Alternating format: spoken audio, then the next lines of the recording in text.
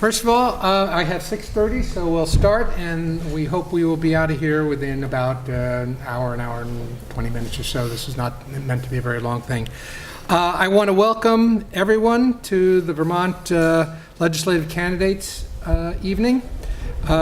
We have the candidates for Bennington District 3, David Durfee to my left, and Tim Scoggins further down. The evening is being sponsored by a civic activist group called We the People of Shaftsbury, and we're doing this as a public service for the district that is being represented by District 3, which includes Sunderland and Shaftsbury. If anybody's here from Sunderland, welcome. Well, first of all, a little bit about our group and why we're doing this, who we are. We are an activist group of about 75 people, which was formed on or about February of 2017, shortly after the election. Our mission of We the People of Shaftsbury is to protect and advance America's fundamental values and the rights guaranteed to all by our Constitution through open, honest, respectful dialogue and action.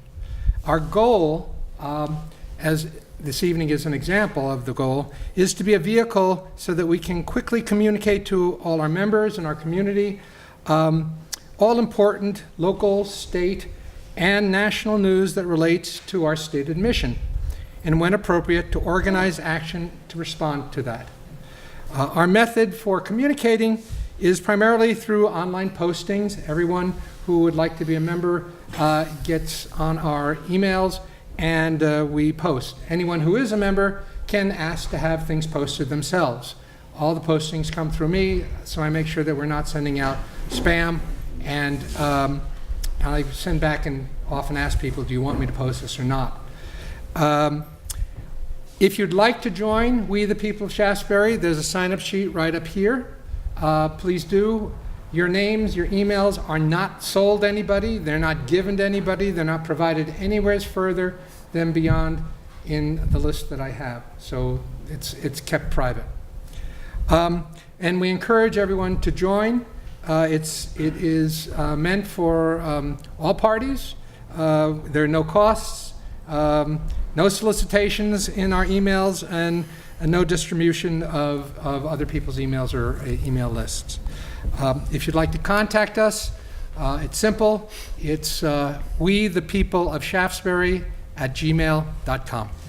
We the people of Shaftsbury at gmail.com. A couple of public announcements. The primary for this election, for the Democratic nominee, will be on August 14th. Since it is in the middle of summer, it's normally time when you don't necessarily, and I don't know necessarily where we're going to be. So we believe that for the benefit of your making sure that your vote counts, that you request an absentee ballot. I have a number of requests for absentee ballots right up front. Anyone wishing to have one, you just take it. I will collect them, and I will bring that request to the town clerk, or if you wish, you can bring it to the town clerk.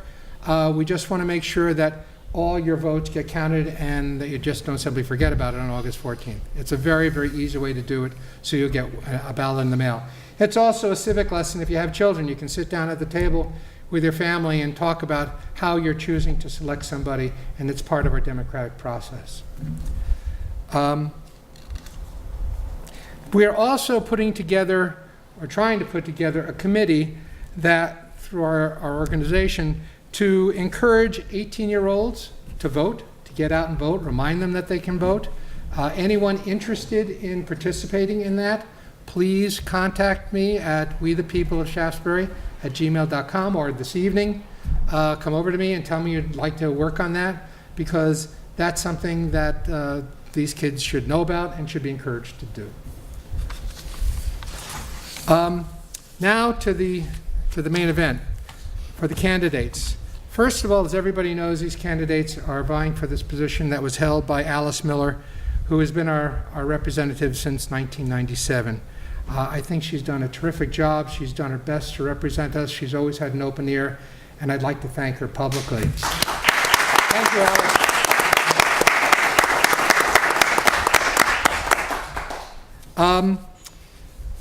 I will be introducing the candidates. They will each be speaking for about 10 minutes or 12 minutes. And first off will be, I'll be reading the basic backgrounds of each of them right now, and then we'll have Tim Scoggins going first. Tim was born in Norman, Oklahoma in 1956, grew up in Texas. He earned a Bachelor of Science degree from Baylor in physics. His first job was as a geophysicist with Shell Oil for exploration in Houston, Texas. After 6 years at Shell, he studied computer science for 2 years before going on for an applied science research lab in Austin, Texas, where he worked for 25 years, doing research in underwater acoustics for the Navy. That was with the University of Texas, right? Yes, Applied Research Lab is a laboratory associated with the University of Texas. And for 14 years, he was a member of the Austin Toastmasters, honing his public speaking skills, which we'll see tonight. He retired in 2010 and moved to Shaftsbury, and he has also been an active member of the Shaftsbury Select Board and chair of that board since 2013. Tim Scoggins.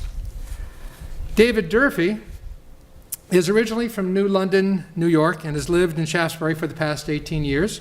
He graduated from Williams College and spent the next several years living in Japan, and later received a Master's of Business Administration from Cornell University, where he met his wife, Melanie. He has worked in education, magazine publishing, hospitality, and catalog and retail sales. He is currently the general manager of Wild Oats, in Williamstown, yes. A community-owned market and cafe with 1,500 members and 45 employees. David serves on the Shaftsbury and Mount Anthony Union school boards, and previously was appointed to the Town Budget Committee and the Ancient Roads Committee. He is a member of the Shaftsbury Town Democratic Committee and an alternate for the Bennington County Democratic Committee, and has twice been a delegate to the State Democratic Party Convention in Barry. He has been a board member of Shaftsbury Community School and has served as treasurer on the Vestry of St. James, Arlington, where he's helped organize the annual Messiah Community Sing-Along since its inception in 2003. In his free time, he sings with the Bennington County Chorale Society and the Battenkill Chorale. He also enjoys running several days a week, occasionally measures race courses for USA Track and Field, and has directed local races, including the Shires of Vermont Marathon, a 26.2-mile race between Bennington and Manchester, which he organized in 2011. David and his wife Melanie have 3 sons, 2 of whom are graduates of MAU, while their youngest will be entering his sophomore year there this fall. Tim will be speaking first, followed by David, and then we will take questions from all in attendance. Take it away, Tim. Okay. Thank you, Carl. Thank you all for being here. I'm glad to see this big crowd. You heard in my bio that I was in Toastmasters for 14 years. I hope you realize that you're not going to see a silver-tongued devil here. You're going to see somebody who's worked very hard to get to this point.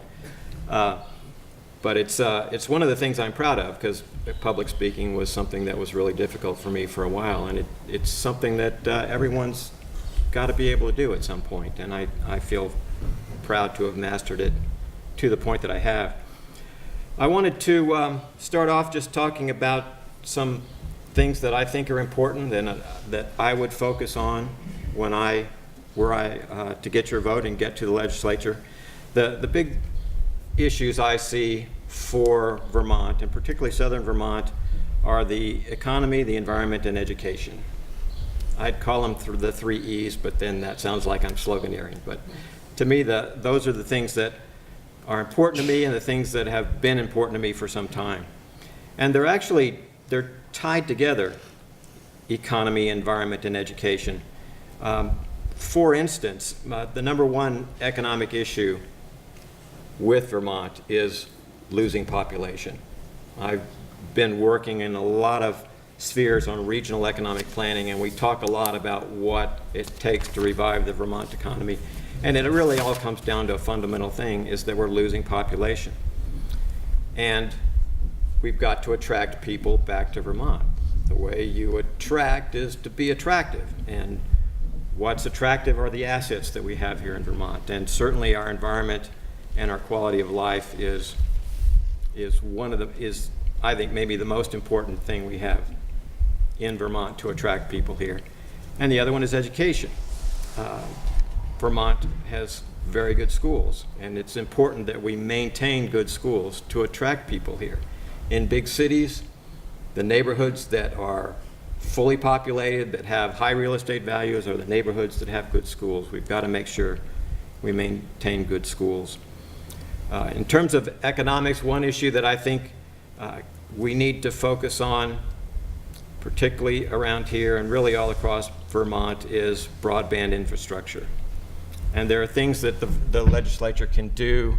There are things that the private sector can do, and probably more coming from the private sector than from government, but there are things that government can do to grease the skids. And you've heard probably some of that talk recently about the $10,000 bonus that they're paying people to move from out of state to Vermont and telecommute, which I think is a worthwhile thing to try. And it certainly was great as a publicity stunt, because I've had friends who live in the UK who told me they read articles in The Guardian about how Vermont is offering $10,000 for people to move to Vermont, which is, like I say, it's a great thing to try to publicize how much we want people to come here.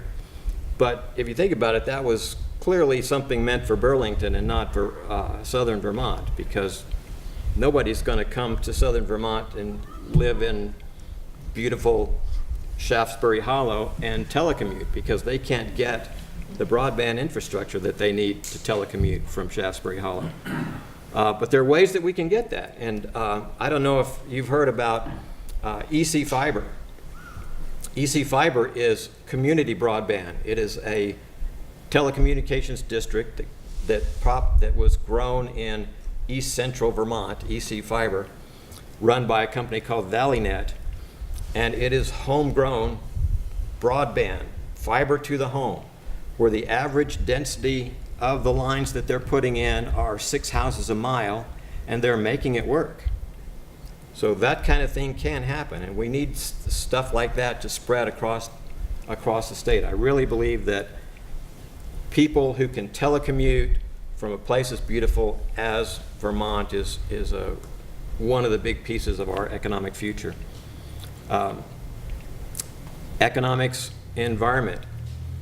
I think environment has to be protected. That's the crown jewel of Vermont. We have to make sure that stays protected. I think water quality is a big part of that, and I think it needs to be carefully watched. I don't feel like there's, I feel like I have a lot of allies across Vermont. I don't feel like I'm going to have to do a lot of converting and saying that we need to protect the water in Vermont, but it's something that I feel strongly about, the environment, and about education. And I've always felt that's important. I've been heavily involved with the schools since I came to town.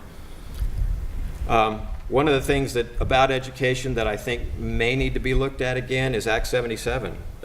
And I've been learning lately through the Education Committee at the SVSU that David chairs, that there is, in my opinion, things in Act 77, which the main things in Act 77 is something called proficiency-based learning and personalized learning plans, which sound like good ideas, but by the time they got down to implementation in our classrooms, it was turning into something that didn't look like it was good for our education. And you may have read the article in the paper just yesterday about the big meeting that happened just yesterday on that. And I want to tell you, the paper made it sound like we came in thinking bad things were going to happen, and we're told that they weren't going to happen. It was not at all that clear what we heard in there, and a lot of us walked away still very worried that we were told, don't worry, nothing's going to change, and at the same time, Act 77 with a completely new way of teaching kids is going to happen. So I think that's something that has to be watched very carefully. And I want to say that these ideas, economy, environment, and education, are not things that I just sat down today and wrote up as, these sound like good. I got the 3 E's, that's the way to go. These are things I've been working for and been involved with since I came to town. On the economic front, I have been involved in regional economic planning, and I think that's a big part of what can help the southern Vermont economy. Right now, Bennington County and Windham County are working to form a 2-county southern economic zone under what's called CEDS, C-E-D-S, Comprehensive Economic Development Strategy. Windham has had one for several years. We are now combining those 2 counties into a 2-county CEDS. I have been part of the RED group, the Regional Economic Development Group, that formed in Bennington to be the Bennington part of what brought that together. And I have served on Windham County CEDS in this last go-round in their project approval process. One of the big things that the CEDS process does is it approves projects as vital to their economy. And when that happens, those projects can go to funding sources like the federal government and say, we were called a vital project for this southern economy, and get funding for that. So that's a necessary step that has to happen. And I fought for other things that are important to the economy locally. The number one issue, probably, like I said, for improving the economy here is getting people to move here, attracting people, reversing the loss in population. Another big issue is housing, and I have fought for housing in the Shire's housing project that's going in on Perrin Road. And that's a controversial project. Everybody knows anything associated with Shire's housing, especially if it's in Bennington, is going to generate a lot of opposition. But I believe that it's important for our economy and important for people to be able to find housing, and that housing is important to be able to attract people here. So I fought for that. On the environment, I've been involved in that my whole time here. I support Phil Scott's VORIC initiative, Vermont Outdoor Recreation Economic Collaborative, and a local group called SOAR, Shire's Outdoor Adventure and Recreation, has sprung up to support that and make sure that we get some of that attention that's going to try and leverage our outdoor assets into economic good. And I'm part of that SOAR group. And just one other thing that I've been doing to enhance the local economy, just as a personal project, the state has a trailfinder.info. Trailfinder.info. It is a website, a centralized website for finding places to hike. It's been around for a little while. I discovered it, and it turned out I was the only person in southern Vermont apparently that knew about it, certainly in this area. It's sponsored by the state, it's run by the Upper Valley Trail Association, but it's up to local areas to upload their own trail information into it. And so kind of as a personal project, I've been doing that. And over the last year, I've been able to get 10 or 20 of our local trails into the system. And that's something that we can use as a marketing asset once it's fully populated. And my other E, education. Since I came to town, I've been knee-deep in education. I attended just about every school board meeting from 2010 to 2016, the whole time my daughter was there. I took the lead in lowering the speed limit on 7A through the middle of town when many parents were worried about school children's safety at that intersection when the country store was still there and cars were backing up and cars were going through when the speed limit was 35, so they were going through it between 45 and 50. I led the effort to do that. And maybe the thing that I'm proudest of that I did for the school was I painted the outside. Not personally, but I organized parent volunteers to paint the outside. And I don't know if you remember, but it used to be brown and gray. And I had people telling me it was brown and gray for 40 years, and we painted it red. It seems like a simple thing, but it looks so much better. And I was really, really proud that we did that. As far as my approach to government, you probably know this from the way, if you watched me on the select board, I'm a pragmatist. I'm for what works. I don't come in with a set agenda on any issue. I evaluate each issue on the merits and try to figure out what is the best course, given the information we have, and what's going to be best for the community. I really feel like I can be a strong voice for Shaftsbury in the legislature. I think I've demonstrated that I can focus and get results, and I think I have a record of leadership on the select board. And that's it. Thank you, Tim. David. I'm going to shift over here out of the sun. If I may.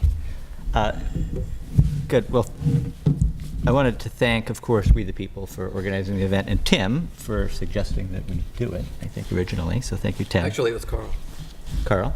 But I jumped on the idea. I thought it was Whoever a gets great the one. credit.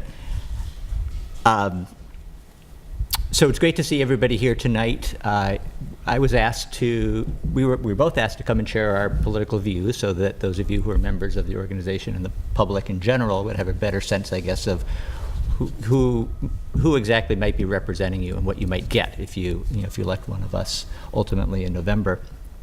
So I'll start just by talking about my political views in general. And I'll go back to when I was growing up. My parents were both teachers, and they were both Republicans, which was maybe a little more common at the time in the 60s and 70s.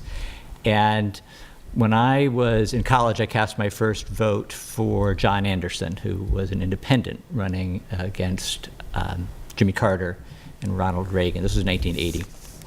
And much to the consternation of my college roommate, I cast a vote for an independent who was a Democrat. And by the time I graduated from college, I was a Democrat too.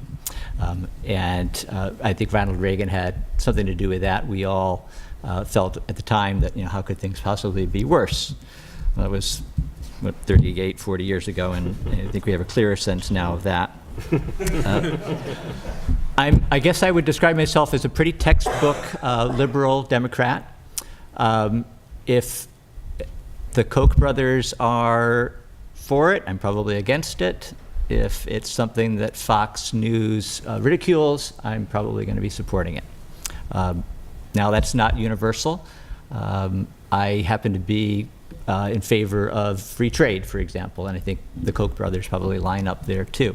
And we've seen what happens when all of a sudden we decide to have a trade war, or what could happen. But by and large, I'm probably fairly straight down the line. More investment in things like public transportation. I would be definitely in favor of single-payer health care, which is no longer top of the list in the state of Vermont, but that's something that I'm certainly in favor of and would support. And barring that, interim measures to move us closer in that direction. I've got, as Carl mentioned in my opening biography, some management experience, and I think that it gives me insight as well into the struggles that a small business owner operator faces, and at the same time gives me I guess the position when somebody comes and says, we can't afford, businesses can't afford, for example, to a new law that might add 0.2% to the payroll tax that will make the business unable to compete. I think from my experience, I can say, that's not true. I've been in your position, and that's not the case. So I think I would bring that perspective. Fundamentally, I guess I would say that I believe that government, through public policy, can have a positive effect on people's lives.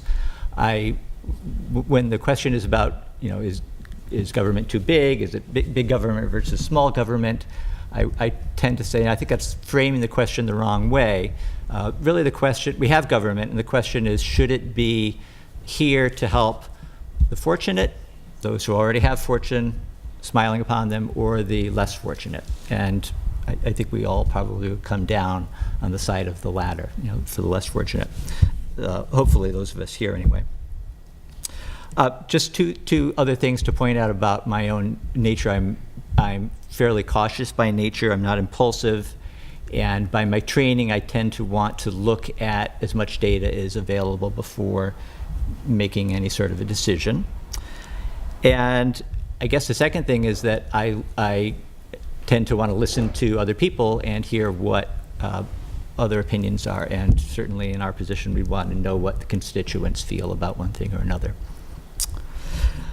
I'm going to jump to some of the national issues that I think the state of Vermont can be looking at more closely as Washington has sort of absolved itself of responsibility in certain cases. So climate change, we'll start with that.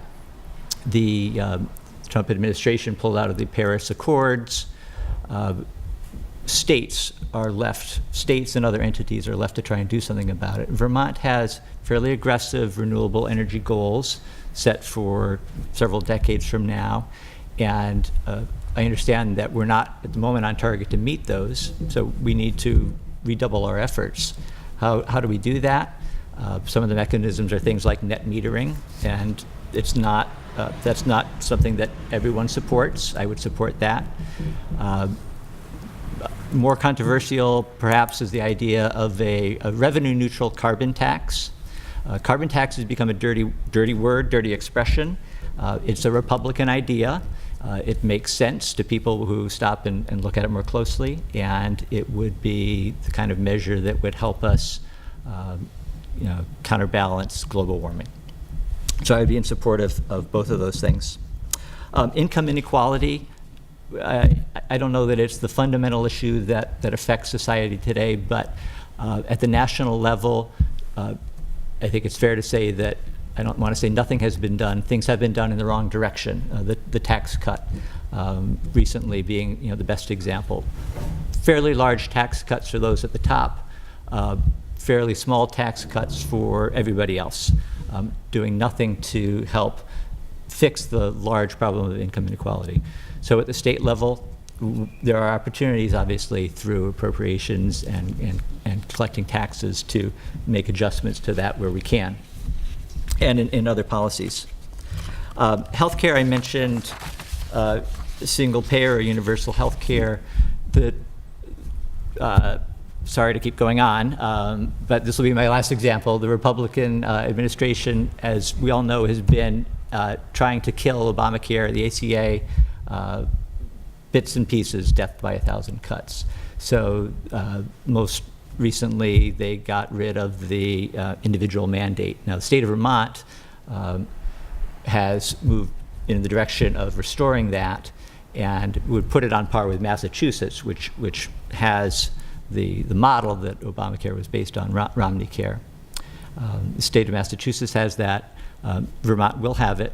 And the question will be, how do we enforce that? I'm going to be in favor of strict enforcement. We need to make sure that there are strong disincentives or incentives to get people to buy into insurance, or else the whole plan just doesn't work. I'm going to also mention at the federal level gun control. So easy access to guns has been something that I've spoken about at school board meetings. After the Florida shootings, there was obviously a great deal of public attention paid, and there was some rhetoric coming out of the White House about doing something about it. We all know that went nowhere, and we also all know that in Vermont we now have several new provisions that would limit the easy access to guns that other states still have. So I'm certainly strongly in favor of each of those provisions that were added a couple months ago in Vermont.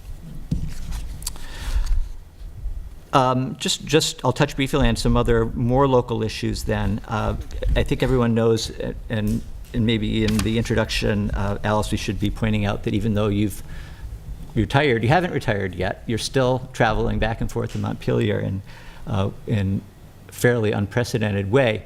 We don't have a budget yet. The governor has vetoed several different budgets, including one that enjoyed widespread support of the legislature. Republicans, progressives, and Democrats all voted in favor of a budget fairly early in the session. The governor vetoed it, and they, as I'm sure you all know, haven't been able to override that veto. The issue is whether there should be a tax increase on property taxes, essentially, school taxes. The governor has dug in his heels, and while the legislature has moved a little bit in his direction, maybe a lot, depending on your perspective, he hasn't. So this is a really fundamental issue, and it's about, in my mind anyway, local control of education and what remains of local control. We have obviously lots of requirements and mandates that the state puts on us, but fundamentally we here in our towns get to decide what the school budget is going to look like. And sometimes that means there's going to be a tax increase, and sometimes it means there isn't, but it's up to us to decide. It's a partnership with the legislature because obviously the state plays a role in it too. It's a partnership with the state.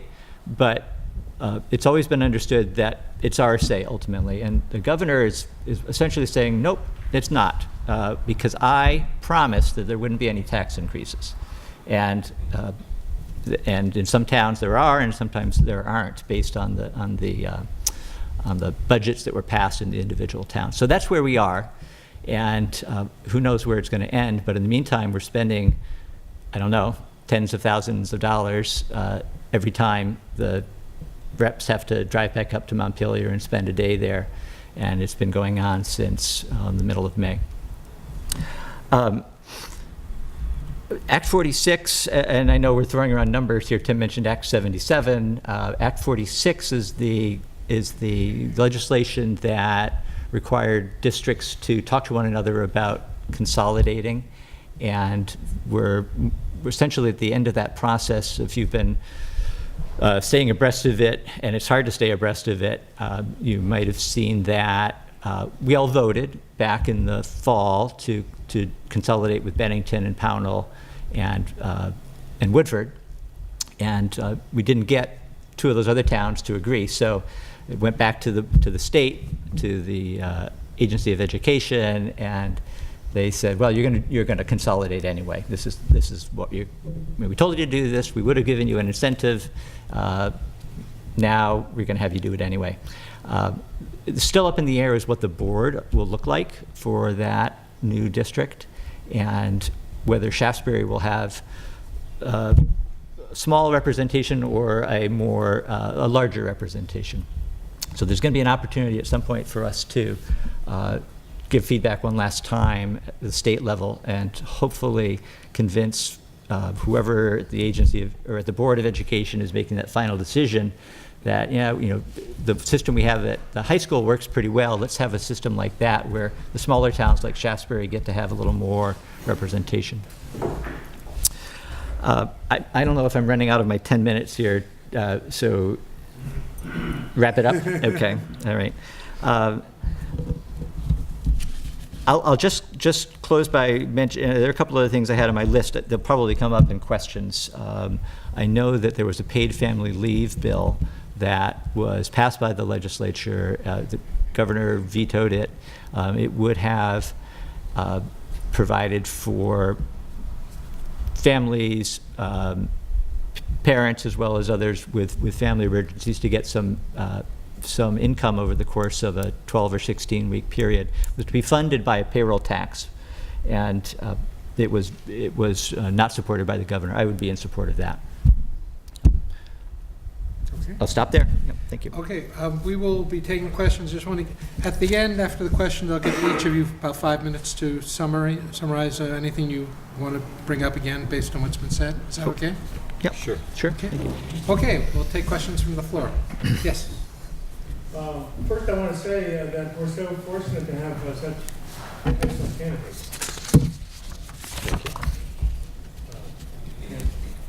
Interesting to be a twin cross. My concern is about Vermont's energy goals with the free by 2050. And I just wondering how you feel about how to achieve that, solar, wind, and hydro. I'm especially interested in hydro possibilities.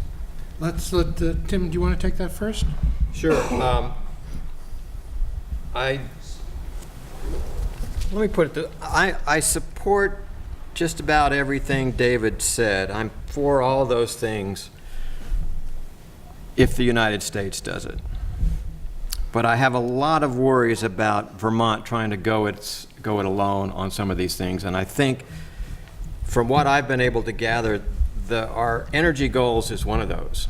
And when I've seen the breakdown on those energy goals, fully half of that 90% renewable by 2050 goal, fully half of that comes from conservation, meaning we use half the energy essentially today that in 2050 we'll be using half the energy that we are today. That's hard to imagine how you get there. In my mind, that's the kind of conservation that goes way beyond putting plastic in one bin and metal in another bin. That's driving less, driving a lot less. And that kind of conservation, the only way I know you get that kind of conservation is with price. That it has to be so expensive to drive that people don't drive. And if that's what it takes for the United States to get there, I'm for it. But my fear is that if Vermont on its own decides that we're going to raise the cost of gasoline to where people drive half as much, people are going to leave Vermont and go where they can buy gasoline cheaper. So I definitely believe that fossil fuels are causing climate change, and something has to be done about that. We have to move to renewables. But my only worry is, should Vermont try to go that alone? I have real worries about that. David? Yeah, I mean, I think that Vermont won't be going it alone, and if to the extent that we can take the lead, that would be a good thing. I guess another thing to point out is that the growth of the renewable energy sector has contributed a lot of jobs to the economy, and there's every reason to believe that it will continue to do so in wind and solar. And I know you asked specifically about hydro, Tyler. We buy a lot of our electricity from Canada, from hydro generation in Canada. And hydro on the Connecticut River is a concern, an environmental concern. I don't know that there's more opportunity there necessarily, that if we're going to get to that point or some other closer point by 2050, that it's going to come from hydro. I also would just point out that it's 30 years off, and at the rate that technology improves or advances, it's very difficult to predict what we'll be able to get out of a solar panel or a roof that is able to accommodate a particular number of solar panels by then. Can I follow up a little bit? Because I kind of overlooked your question about hydro. And I have seen the plan for hydro, and I, like you, I support hydro. I think that's something that we should do more of. Hydro is not a big part of our plan to get to 2050 because of environmental concerns about putting dams on rivers. I think that's short-sighted. You can get hydro without putting dams on rivers, and I think it should be a bigger part of the plan, but it was essentially a political decision was made that hydro would not be a big part of our 2050 plan. David, do you want to add anything after? No, that's right. Let's hear what else there is. Yes, and please speak up when you ask the question so that we're taping it and want to make sure it's on. Yeah, I have two questions. The first one is directed more for David. With regards to the schools, study after study after study has shown that the one way to increase test scores and reduce behavioral problems is to have middle school and high school start an hour later. It really is that simple. And Sean Marie Oler was in favor of it, and she couldn't get the rest of the school board to go along. One of the problems was that Tim Brown would claim that it would ruin the sports program, and yet South Burlington has done it, and the sport program there has done very well. And I believe Glens Falls over in New York did it. And it's such a simple solution to a problem. I had 2 kids go through the school system here. I know about the sleep deprivation. I was a victim of it myself when I went to school. It's based on the agricultural days. It's such a simple thing to change. We teach science in school, and yet the school boards don't respect the science that tells them this is what they should do.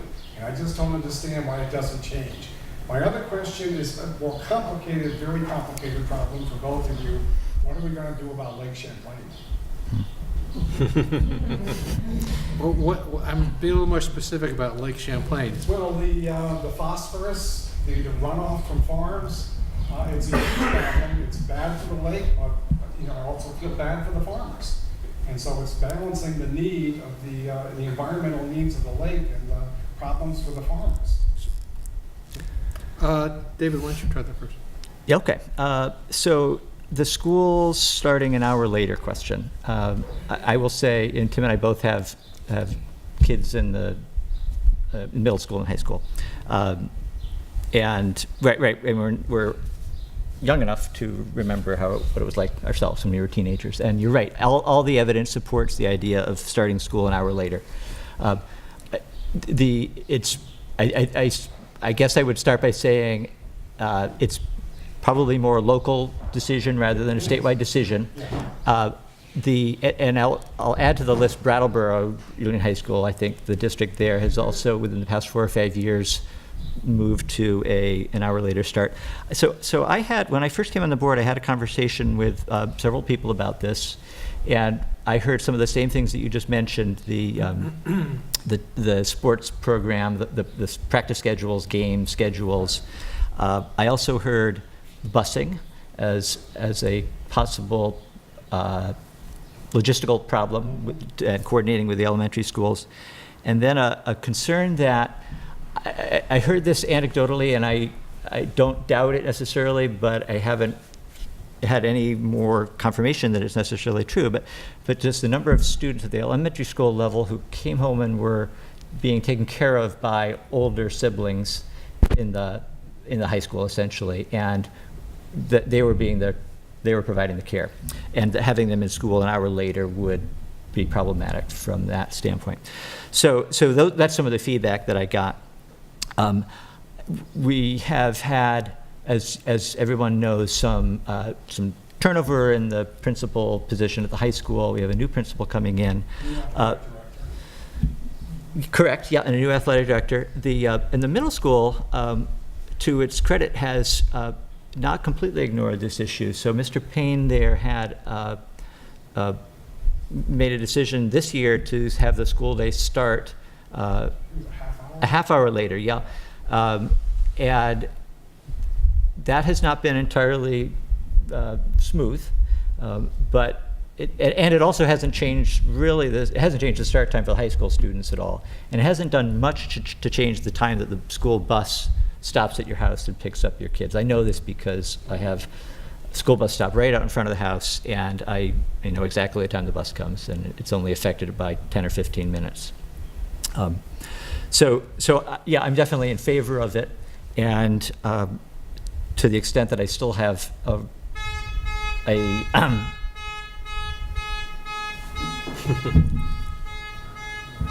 the extent that I still have a role to play in a decision there, thank you for the impetus there. Did you want to talk about that, Tim, and then we can talk about Lake Champlain? Just say, I agree with you 100%. It's science, it's biology. Teenagers need more sleep. Every time I wake my daughter up in the morning, she threatens to call Child Protective Services. They're wired to stay up later and to sleep later. We have to respect that. I think if athletics suffer, I'm more in favor of biology and getting their brains in a condition to learn than I am about athletics. I think athletics are great. I've participated participated myself in high school. It's an important part of learning, but it's not more important than what goes on in the classroom. And if it's a choice between crimping athletics and getting kids in a position to learn, I'm definitely for the latter. Why don't you also take the question on Lake Champlain since you're already speaking? Okay. Yeah. Again, environment. We've got to protect our environment here. If we lose Lake Champlain, what are we? We're a place that's not beautiful and doesn't have a good economy. We've got to do that. And yeah, farms affect water quality. It's a hard decision because farms are important to our economy. The local food business is important to our economy, and it's important to, I believe, just us as human beings. It's part of the quality of life here. It's that you know where your food came from. I think to the extent that we can encourage more organic farms and grow more of our own food in a way that doesn't require pouring fertilizer onto it, we can work on that problem, and I'd like to see more organic farms and less industrialized farms. David, comment? Yeah, and I think that this is not a problem that's limited to Lake Champlain either. There are other lakes in the state that are unusable, essentially. You don't want to go in them, much less fish from them. And I guess I would just add, I agree with what Tim said. In my job, I work with several of the organic farmers in the area, including a couple right here in Shaftsbury, and we, encourage the local movement and the organic movement, but also I try to be, cognizant of the fact that there are a lot of farmers who are supplying a lot of what we eat and a lot of what we grow that don't farm organically and would have a difficult time transitioning there. And to the extent that we want to continue to support farmers like that, our dairy farms, the large-scale dairy farms that are still in some places in Vermont operating, I think we need to be careful about coming down too hard on them. We need to provide financial incentives for them. Otherwise, it's just going to be a real challenge for them to stay, to continue doing what they do. Any other question? Yes. Ron? So I'm concerned because the state announces goals and then the legislature adopts regulations that are contrary to the goals. So for example, or the agencies don't implement the goals. So broadband has been a big goal for more than 10 years, and yet very little actual effort has been done in terms of really dealing with Comcast and the other agencies. Renewable energy was supposed to be a big item, and yet this year they're allowing the financial incentive that the state was extending to be decreased from 4 cents a kilowatt hour to 3 cents. It's going to decline over time. The legislature also adopted a set of regulations on an interim basis last year that's going to make it much more difficult to put in things like Shaftsbury Solar, which is a net metering for a group of people who don't have sites that are appropriate for solar can be a part of a group that has a larger array, and then they get their electricity and their credits from that. And yet last year it was fairly easy to get those set up. Now they have restrictive regulations. One group has been waiting over 6 months just to get through the regulatory process. So what can you do as legislators to deal with the fact that the legislature and the governor announce these big things, but when you get down to the details about improving these sites and getting these things implemented, nothing's happening, or it's happening in the opposite direction? David, you want to start with that? Yeah, it's a tough one. Obviously, so there are initiatives that a Democratic governor might announce, and a certain legislature in a session might say, these are our goals, and then you have a change of leadership, a change of parties at the governor level who say, that's not necessarily my priority. The electric generation industry has certainly pushed back against net metering and tried to confuse the waters a little bit, I think, on whether it actually makes the most sense. But yeah, I mean, we need incentives like that for people who don't have a roof that faces south. The community solar projects are a great idea. So I would be in favor of more of that. How the legislature accomplishes that when you need essentially a 2/3 majority in order to get that particular thing done, I think it's going to require all of us to make sure that we've got as many Democrats in the House as we can. I don't think that it's necessarily a regional issue. I don't think that it's a question of, we need to stand up for Southern Vermont. This is a statewide issue. Tim? Yeah, that's a hard question. I mean, it kind of comes down to, making government work. You can set goals, but can you actually implement them? And I confess I'm not as attuned to the intricacies of what's keeping solar from being adopted as I am some other things. You mentioned also broadband. We've had broadband goals, and we've partnered with companies like VTEL to provide broadband, and they didn't hold up their end of the bargain, and we're without broadband. Again, I go back to EC Fiber in central Vermont. They are doing it, and I've talked to Carol Monroe, who's the CEO of ValleyNet, which is the company that implements. EC Fiber is a district, and then ValleyNet is a company that's doing the build out. And she suggested a couple of things that government could do to help make that kind of model extend, like I was hoping we could extend a model like that to southern Vermont. And of course, the first one is funding. EC Fiber are making it work, but it requires a lot of funding sources, private funding sources mostly, to make it happen. Government funding sources could help, and in particular, she said government funding sources that even loan, not necessarily grant, but loan with no or almost no payments for the first 2 years would be very helpful, because when you're doing something like building out a broadband network, you got to build it out. You got to have the money to build it out, and then it's 2 years before you start seeing any income from that. Another thing she mentioned that the legislature could do to help in the broadband area would be when EC Fiber goes out and puts their wires on the poles next to the Fairpoint wires and next to the Comcast wires.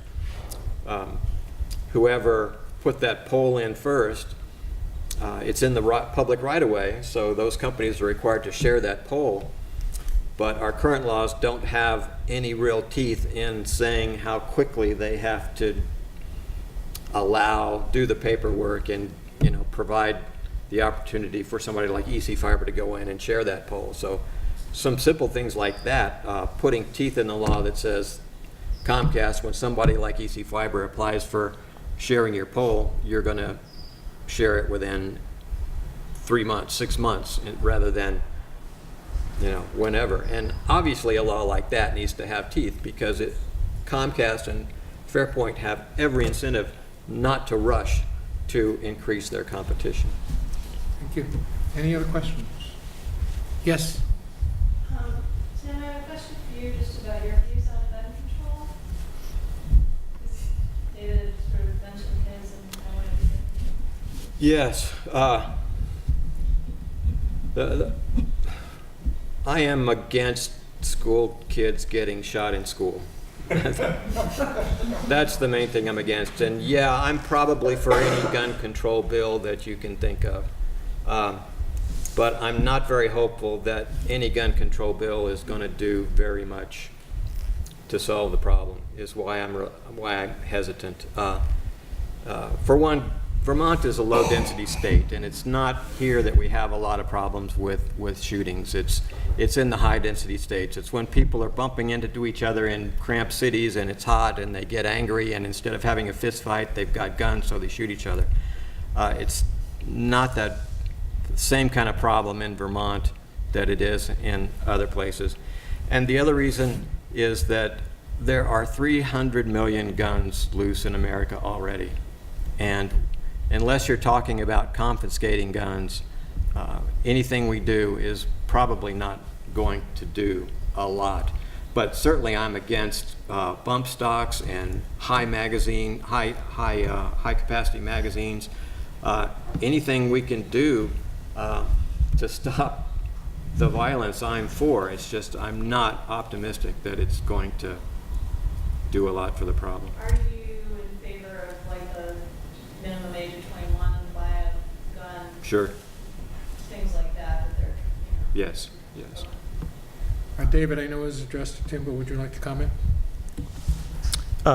Yeah, so, and the law now is 21 for a long gun. And interestingly, if I remember correctly, that's the law in Florida now too, that the Florida legislature was moved to act in the, you know, the wake of what happened in Parkland.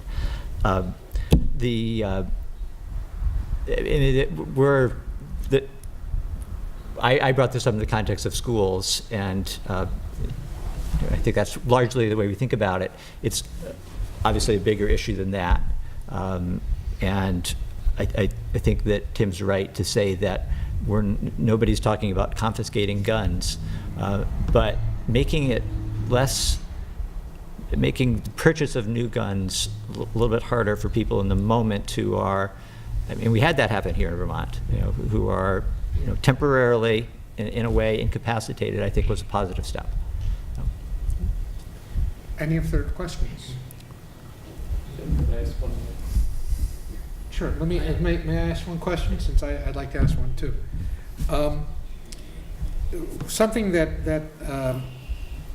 when I was on the select board, I heard all the time, I'm sure Tim does too, we haven't touched on it, and that is taxes.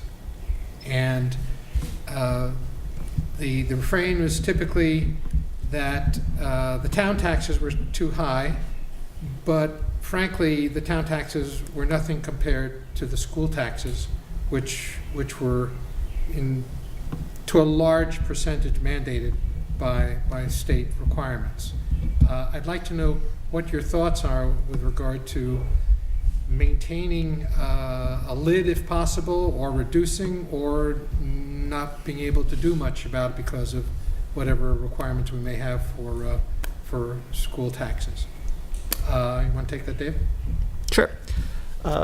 So a wise member of the school board once said to me, to a group of us, the best budget is one that passes by one vote, meaning you've gotten everything you can possibly get if you happen to be in favor of the school budget and gotten the vote to pass. We've had a series of, I mean, in the time that I've lived here, a series of votes that have passed, I think, every single year. So yeah, there are certainly concerns about the tax rate. There are always going to be concerns, and overall, I would say the evidence shows that people support what the school and the town have proposed for their budgets. I think it's worth pointing out that the way the education tax works in Vermont gives a break, I guess I would call it, to people based on their income.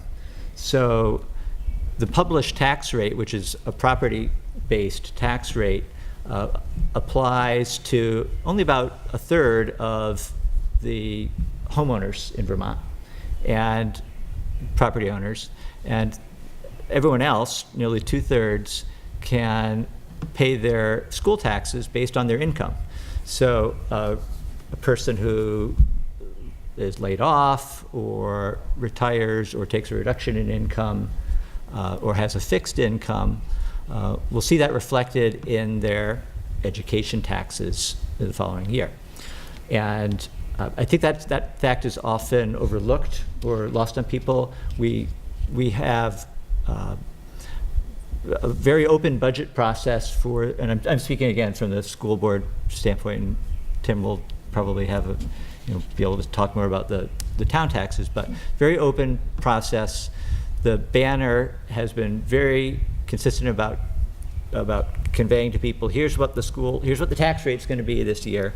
I really had to sort of say, wait a minute, when the governor, and I'm going to say something about the governor again, when the governor said, I don't think most people know what their tax rate is going to be when they go to vote. He didn't know. He said, I don't know what the tax rate's going to be. I said, well, he doesn't live in Bennington, because if you lived here, you would know what your tax rate was going to be, because it's in the paper. And it's on the front page in a big headline. But that's the property tax rate. And if you're one of the 2/3 of the people who are eligible for income sensitivity, your taxes are typically less. Tim, would you like to comment on that? Would you repeat the question, because I wasn't sure what? My question was that taxes are very, very important to most people, and that there's often complaints about the town taxes, but town taxes, property taxes, are usually only a small percentage of what actually the school taxes are, and much of that school tax is mandated by what the state requires that the schools do. What would you do if you could do something to maintain that at a stable level, or decrease it, or at least prevent it from going up? What would I do to maintain the tax rate for schools? Yeah. Wow. What would you suggest?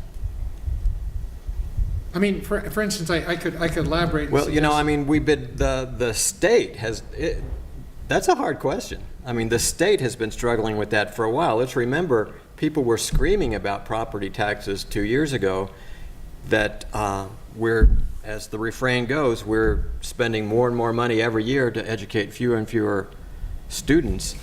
And the legislature decided they had to tackle that problem, and the answer that they came up with was Act 46, the school consolidation bill. And then before the ink was dry on Act 46, they started backing off, saying you're not going to see savings from this right away. And I was a reluctant supporter of Act 46, but in the end, I came around to realize that it was a way to allow savings to happen without it being mandated from the top. That allowed districts to cluster together and make larger decisions about where to cut costs and where to save money through economies of scale. But and I ended up campaigning quite hard for Act 46, and I was proud that it passed in Shaftsbury. But gosh, how to contain costs on schools, I'm not sure I have the answer to that one. I think the whole state's struggling with that. Actually, Lon was. Barbara had her hand. What's your take on seniors? I mean, you've addressed the education system and children, and I believe Mount Anthony only had 100 students in this year's graduating class. What do you foresee or propose about Social Security? Vermont is only one of 4 states that taxes Social Security. What do you propose in giving seniors in our town?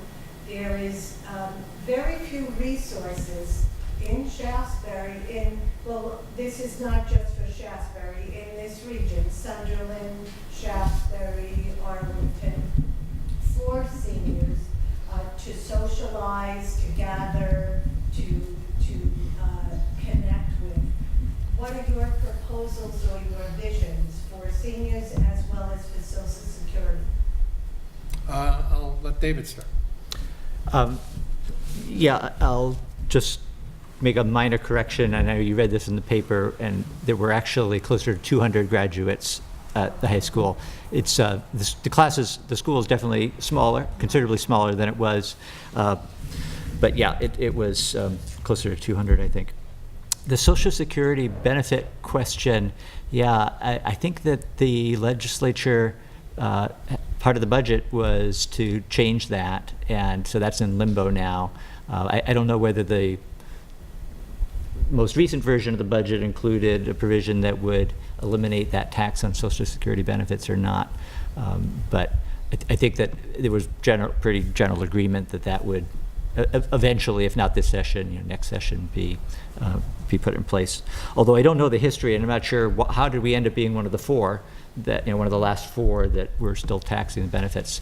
But it's income, it's revenue, and when the question is, how are we going to lower taxes in general? What are we doing about that? If we cut, one revenue source, then the legislature and the governor have to find another source. So I think it's, that's probably a little bit of the background. My mother-in-law lives right around the corner from us. She moved here about 10 years ago.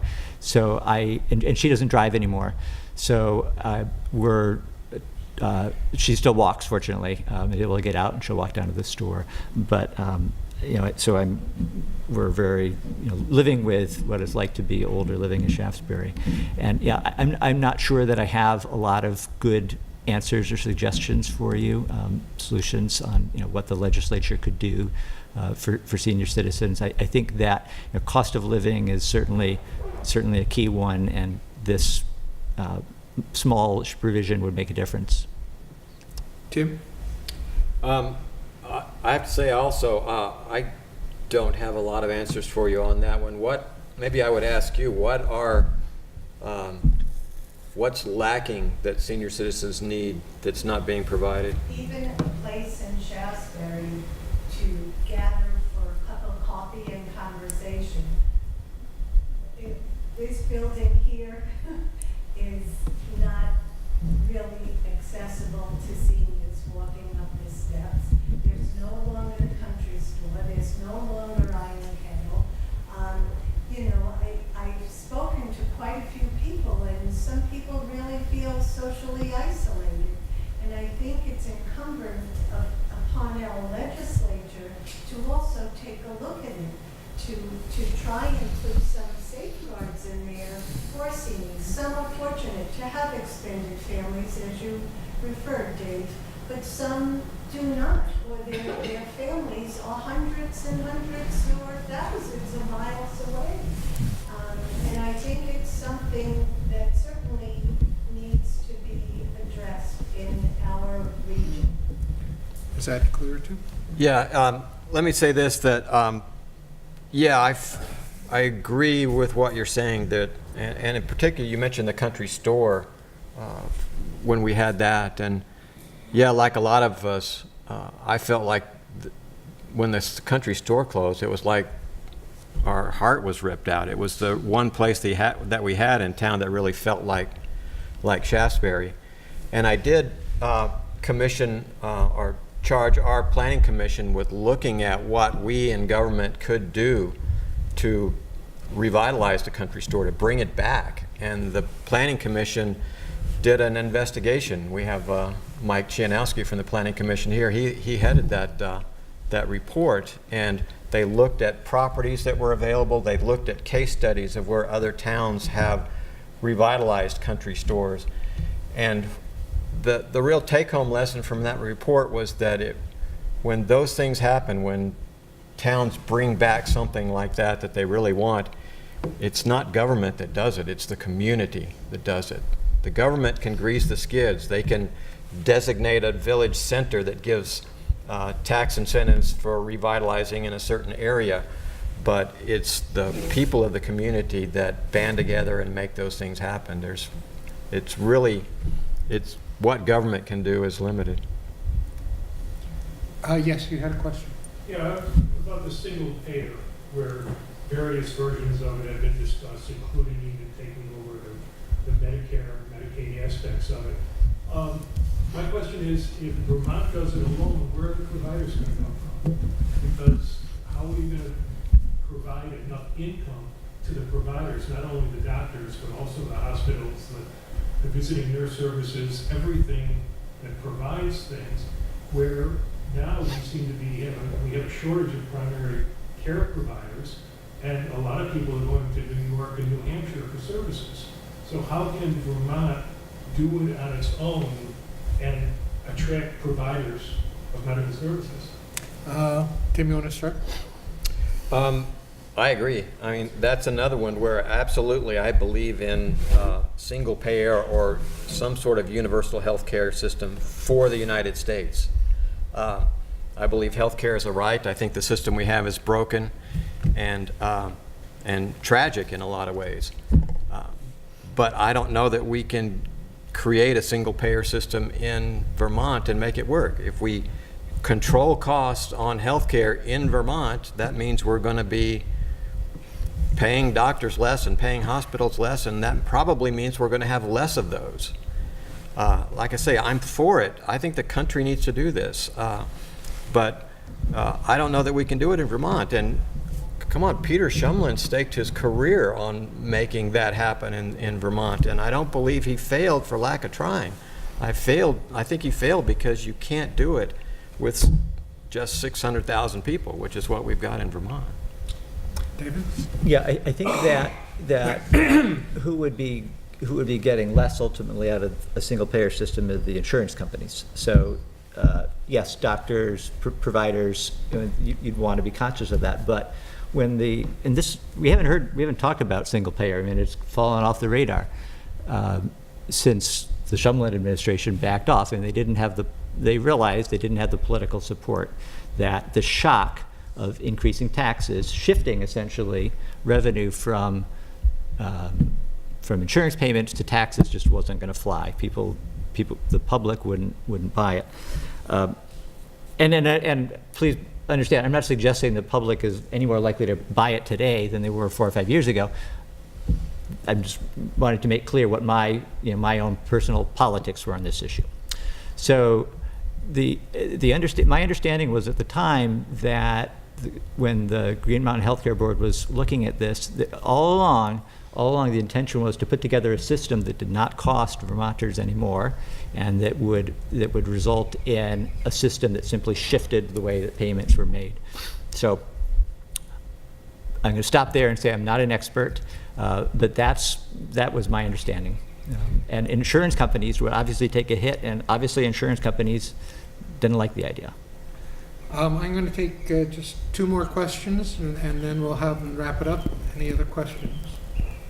Well, I know it's early in the campaign, but do each of you have an idea of how your ideas about governing or what the legislature should be doing is different than the other?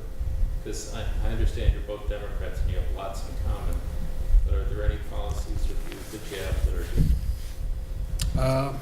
Let's start, Dave. Yeah, yes, I agree.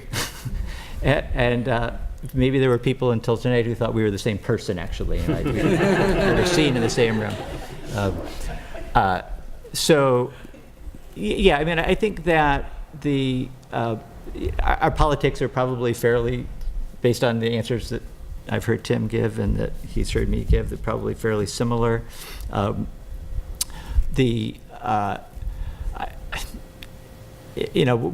effective a legislator is dependent on lots of different things. I'm not sure I can stand before you today and say that I know exactly what all those things are and that I could be more effective than Tim. I think we would both be, I think Shaftsbury will be well served no matter who gets elected. Tim? I guess I made the point a couple of times, and I guess it comes back to what I said in the beginning, is I see myself as a pragmatist, and while I share a lot, if not all, of David's political views for the country, when it comes to Vermont, I look and see whether or not it's going to work here. Is it going to work here? Is it going to accomplish what we intend it to? And are the unintended consequences going to outweigh the benefit? And things like a carbon tax. I would probably not be for a carbon tax in Vermont unless somebody can show me that it's going to benefit Vermont. I'm not in favor of doing it as an example for the rest of the country, because I don't think 600,000 people in Vermont is going to be much of an example for the rest of the country. If I'm a legislature, I want to go in and solve problems that I think I can actually fix. And that might be a difference. Any last question? Okay, then. Oh, Jim. Oh, sorry, we were hiding back there, Jim. When I came to Vermont in 1970, I lived in the Rutland area, and some of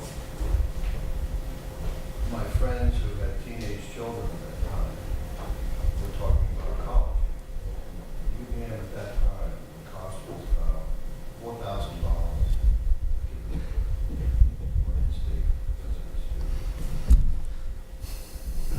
Now I'm a grandfather of 9 children. Can you speak up, Jim? So I Yeah, can- now I'm the grandfather of 9, and one of my children went to UVM, and I believe the cost when he went in the early 90s was around $30,000. I understand from talking to other people that it's closer to 40, and it's like 55 to 60 if you're not a state student. Is there any way? Is there any thought of controlling this cost so we can educate our deserving high school students instead of having them go to exotic places where it's going to be $10,000 or $15,000 cheaper, that we can keep them at UVM? I'm going to just summarize that. I'm not sure if we have that with the recording, which is kind of far away. Is there anything that can be done to address the rising costs of UVM and avoid youth leaving the state for potentially a few $1,000s less simply because of price? I'll let Tim start. Honestly, I don't know. I don't know if there's any way to reduce the cost. I think it's unfortunate that the cost of college puts students in debt for years, a decade after they come out of college. I think that's unfortunate. I don't know how to solve that problem. I would add just one thing kind of as an aside, that I think there are a lot of opportunities, educational opportunities for kids other than college that should be more explored. I think a lot of kids feel like that college is what you have to do when you come out of high school, but there is a very real skills gap in this country of good paying jobs, trade jobs that go unfulfilled because kids want to go to college because that's what everybody expects of them. And I think I would like to see more kids choose to go that route, to go toward vocational education and fill that skills gap rather than get burdened with a degree from college that's not going to get them a good job. David? Yeah, and I think that the cost of attending UVM, I mean, I don't know what the number is either, but it doesn't surprise that 40,000 figure maybe on the low side for a tuition, even tuition alone number. It's a political decision ultimately. How much we as a state decide we want to spend to support students to attend our university, our state university, and it's I guess it's part of a larger picture, and it goes back to the question of of taxes, income taxes as well. Obviously, if we're going to say we're not going to raise taxes and stop the conversation right there, then we're not going to be able to say, well, let's make tuition a little bit more affordable for people.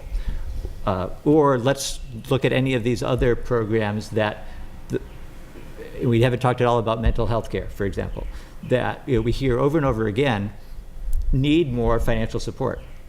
And where's that support going to come from if we're unwilling to examine how we're going to pay for it? So. Yeah, I just want to follow up what you said.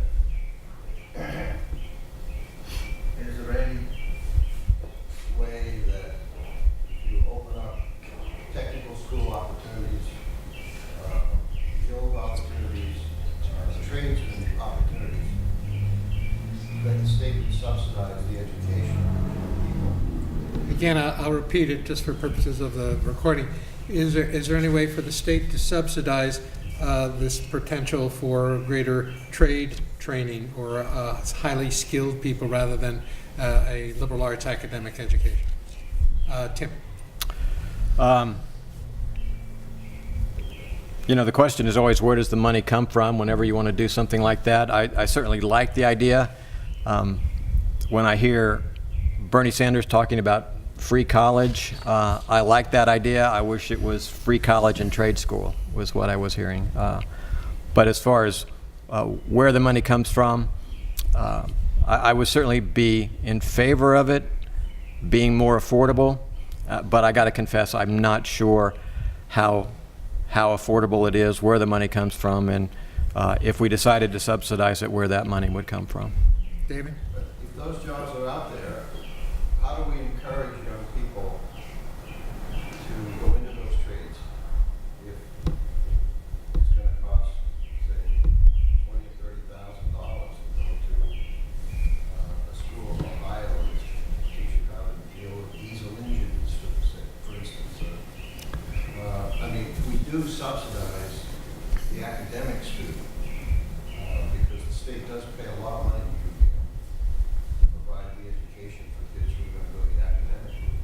But there's nothing for anybody who's not going the academic route right now. Maybe there is, I don't know. I think we have, at the high school level, obviously the Career Development Center in Bennington has trade, lots of very successful trade programs, and those classes are not necessarily restricted to the high school age population.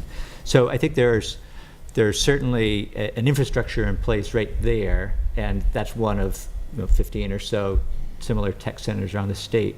And again, I'm going to say, I think I've reached the limit of my knowledge or expertise on it, but it certainly would make sense to try and connect where's the need with what are the resources that we already have.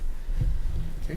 If I could maybe, one more thing that I just remembered in my work on the Windham County SEDS project committee, one of the projects that was submitted was a collaboration between colleges and medical centers and in designing curricula, I guess is the word, to identify, and businesses. There was a three-part there, hospitals and the colleges getting together saying these are the skills that we're not finding, that we're not able to hire people to do, and the colleges working to design college coursework and certifications that would produce people that could do that. So that sort of thing is one example of where we can help make that happen. And again, that's not really government. That's hospitals and colleges getting together and making that happen. I'm going to maintain our time limit, have about 8 minutes left. So I'm going to cut off the questions and ask that the candidates take 2 minutes to summarize whatever they'd like to say that they would be appropriate. David, you want to start first? Okay. One thing that was on that I didn't get to earlier, was on my list of things to bring up, was the sort of using as a cautionary tale the PFOA issue that we've had here locally. So there's obviously an enormous cost to mitigating now that problem, that drinking water problem that is being borne ultimately by the state, maybe here in Shaftsbury by individual homeowners, at least for the moment. If you had a chance to read any of the very interesting series of articles that ran in the Banner back over the summer, maybe it was a while ago now, that talked about what was going on here in North Bennington back in the 70s, when there were regulations in place, and there were laws, and there was a certain understanding of what was going on, and a certain amount of hand waving, and okay, if we were to come down hard on this particular violation, it would mean loss of jobs possibly, and that scared people, not unreasonably. But look where we are today.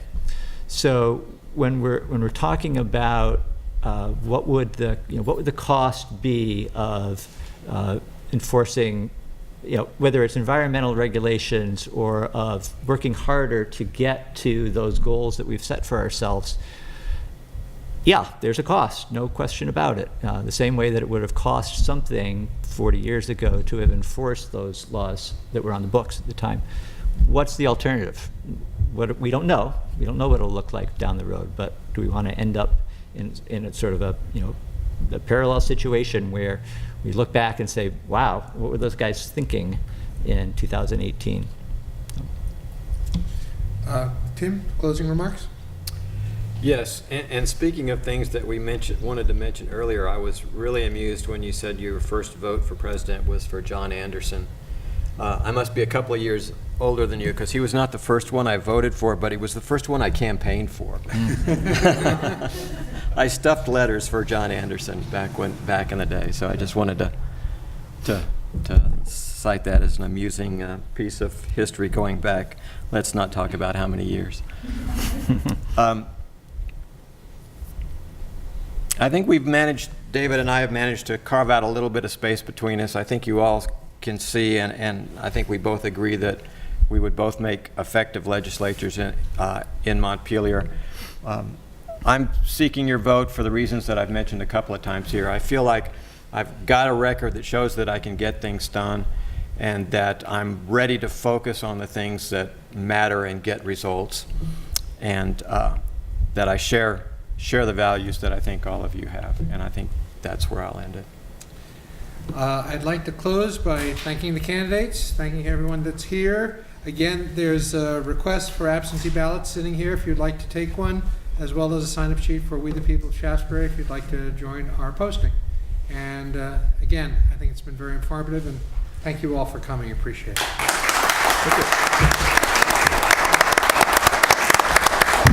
I get to